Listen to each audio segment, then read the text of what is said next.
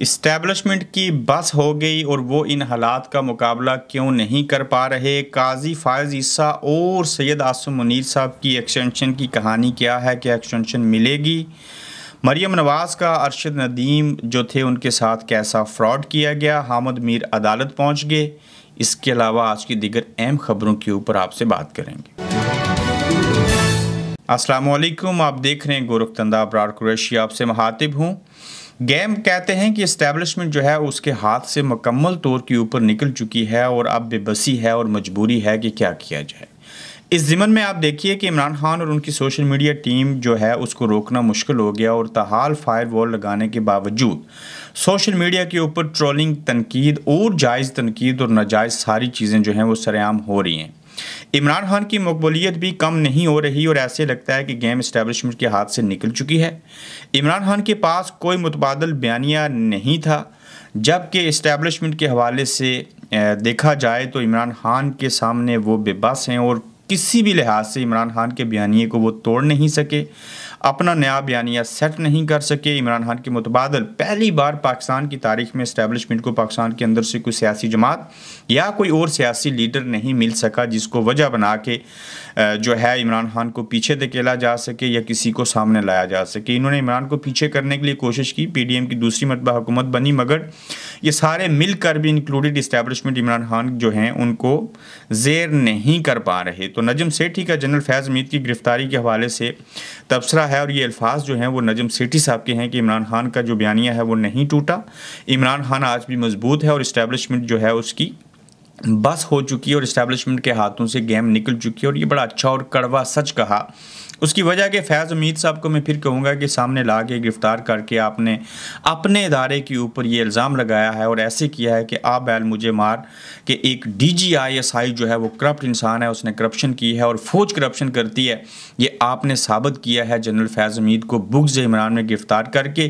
कल हम उस वक्त को देखेंगे जब जनरल फैज़ हमीद साहब जैसा शख्स जो है वो इमरान खान के ख़िलाफ़ वादा माफ़ गवाह बनेगा। अल्लाह करे ये भी प्रेस कॉन्फ्रेंस करे और प्रेस कॉन्फ्रेंस करते हुए कहें 9 मई की मुज़ामत करता हूँ, फिर ये कहे मैं इमरान खान को छोड़ता हूँ, फिर ये माने कि मेरा इमरान खान साहब से तल्लक था, ये भी माने कि मैंने फ़ौज का सत्यानाश DGISI होते हुए खुद किया, ये भी माने कि मैंने करप्शन की और सारी चीज़ें की, तो पता जाएगा इन सब को कि कितने, वो कहते हैं ना, कितने 20 का 100 होता है। बड़ी देसी कहावत है।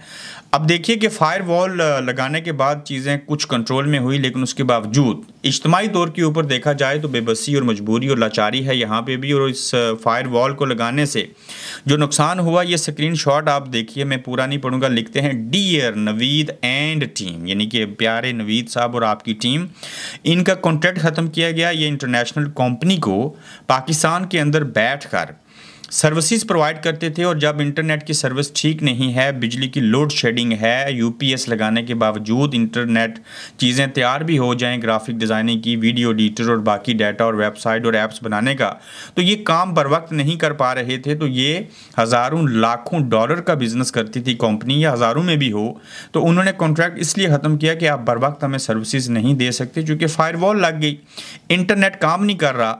तो इस वजह से पाकिस्तान के अंदर $300 मिलियन का अब तक नुकसान हो चुका है। एक इमरान खान को हराने के लिए पूरी कौम को रोकने और टोकने के लिए फायर वॉल लगाई और फायर वॉल लगाने के बाद $300 मिलियन का अगर नुकसान हो चुका है। और पाकिस्तान के अंदर जैसे ये स्क्रीनशॉट आप देख रहे हैं कि इंटरनेशनल कंपनियां सर्विसेज जो हैं वो आउटसोर्स पाकिस्तान से लेना उन्होंने बंद कर दी हैं और बंद हो रही हैं। और इज्तिमाई तौर के ऊपर भी और इनफरादी हैसियत में भी लोग बेरोज़गार हो रहे हैं और पहले से मुल्क के अंदर से 94% लोग मुल्क छोड़ना चाहते हैं। तो इस फायर वॉल को वजह बना के पाकिस्तान के मायनात सहाफ़ी में इनको सल्यूट करता हूँ जो इन्होंने इस नुक्ते के ऊपर तवज्जो दी। तो सीनियर सहाफ़ी हामिद मीर ने इंटरनेट की बंदिश और फायर वॉल की तनसीब के खिलाफ इस्लामाबाद हाई कोर्ट में दरख्वास्त दायर कर दी है। इंसाफ मिले ना मिले, कुछ किया तो है। याद रहे कि महज एक हफ्ते में डिजिटल मैशत को लगभग $300 मिलियन का नुकसान हो चुका है। तो हामिद मीर साहब ने यह बेड़ा उठाया है, बड़ी अच्छी बात की है, चूँकि ये इंसानी हकूक़ की खिलाफ वर्जी है, ये बुनियादी इंसानी हकूक़ की खिलाफ वर्जी है, ये माशी कत्ल है, आवाम के साथ नाइंसाफ़ी है कि आप इमरान खान को रोकने के लिए और जिनको डिजिटल दहशतगर्द कहते हो उन्हें कंट्रोल करने के लिए फायर वॉल लगा के उसके ऊपर भी $मिलियंस लगा के मिलियंस डॉलर का आपने फिर नुकसान किया, और इस नुकसान के खिलाफ हामिद मीर साहब जो हैं वो हाई कोर्ट पहुंच चुके हैं और इन्होंने श्री मज़ारी जो हैं उनकी बेटी के ज़रिए ये दरख्वास्त दायर की है। तो देखते हैं इसके ऊपर क्या होता है। तो यहाँ कोई फायरवॉल काम नहीं करेगी, ये यूज मजूज आपसे नहीं संभाले जाएंगे, ये डिजिटल दहशतगर्द ऐसे बाज नहीं आएंगे। इसके लिए कोई दवाई नहीं, कोई मेडिसन नहीं है, कोई हिकमत नहीं है, कोई हकीम, कोई डॉक्टर इनको ठीक नहीं कर सकता, कोई डंडा भी नहीं ठीक कर सकता, चूँकि इनके दिलों के ऊपर मोहरें लग चुकी हैं कि इन्होंने कहा है कि हम इमरान खान को पसंद करते हैं, उसके लिए आवाज़ उठाएंगे और हर लिहाज से आवाज़ उठाएंगे। और दूसरी जानिब आप लोग जो हैं वो सुम्मुन बुकमुन हुम्युन हो चुके हैं, आपके दिलों और मोरों की जहनों के ऊपर मोरें लग चुकी हैं, ना आपको कुछ दिखाई देता है, ना आप सुन सकते हैं, और आप बद्दुआओं का शिकार हैं, और आपके हाथों के ऊपर मजलूम लोगों का खून है और माओं की बद्दुआएं शामिल हैं। जब तक ये चीज़ें ठीक नहीं होती उस वक्त तक आप ठीक नहीं हो सकते, आप बेहतर नहीं हो सकते, आप इज़्ज़त नहीं पा सकते। तो हामिद मीर साहब ने अच्छा इक़दाम उठाया अदालत में जाकर। अब देखिए कि मरियम नवाज शरीफ साहिबा ने किस नौयत का जो प्रैंक है वो किया, और अरशद नदीम के साथ किया और मुल्क के हीरो के साथ किया, जिसने गोल्ड मेडल पहली मरतबा पाकिस्तान के लिए जीत कर लाया। अब देखें, चपलूसी की इंतहा हो गई, नंबर गेम की इंतहा हो गई। ये चीज़ तो पहले भी 92.7 जो नंबर प्लेट लगाई गई थी अरशद नदीम को, जो गाड़ी तोहफे में दी गई, ये बड़ा किस्सा बना, चूँकि इन्होंने 92.97 के तनासब से थ्रो फेंकी थी वो चीज़, तो ये उनके स्टैट से, तो इसमें 92 का वर्ल्ड कप भी आ गया, बाकी चीज़ें भी होगी। लेकिन नंबर प्लेट को लोगों ने वजह बना के जहाँ पे तनकीद की, वहीं पे डिजिटल दहशतगर्द जिनको कहा जाता है, ये बड़े सियाने हैं, ये बड़े पढ़े लिखे हैं। अलग बात है आप उर्दू नहीं लिख सकते पेन के साथ अपनी कौमी ज़बान, लेकिन ये बहुत कुछ कर सकते हैं। तो जब इन्होंने डाटा चेक किया एक्साइज पंजाब की जो नंबर प्लेट, जहां से आप देख सकते हैं एक्साइज वाले जो डिपार्टमेंट है, तो उससे ये पता चला कि अरशद नदीम को मरियम नवाज़ की जानिब से एक कार जो तोहफे में दी गई है, पंजाब की इस कार का नंबर 92.97 है, जो अरशद नदीम का रिकॉर्ड नंबर भी है। और मगर याद रहे कि इस नंबर प्लेट का पंजाब एक्साइज में कोई डाटा मौजूद नहीं है, तो लिहाजा ये गाड़ी चोरी की गाड़ी कंसीडर होती है, और ये नंबर प्लेट एक्साइज वालों के पास है ही नहीं है।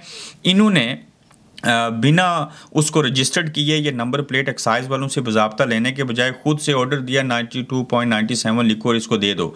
अब इस गाड़ी को अगर ट्रैफिक पुलिस रोके, इसको FIA रोके, कोई इसकी तहकीक करे, तो ये गाड़ी चोरी की साबित होगी। क्यों कि ये रजिस्टर्ड ही नहीं है एक्साइज वालों के पास, तो इन्होंने ऐसे ही उठा के दे दी।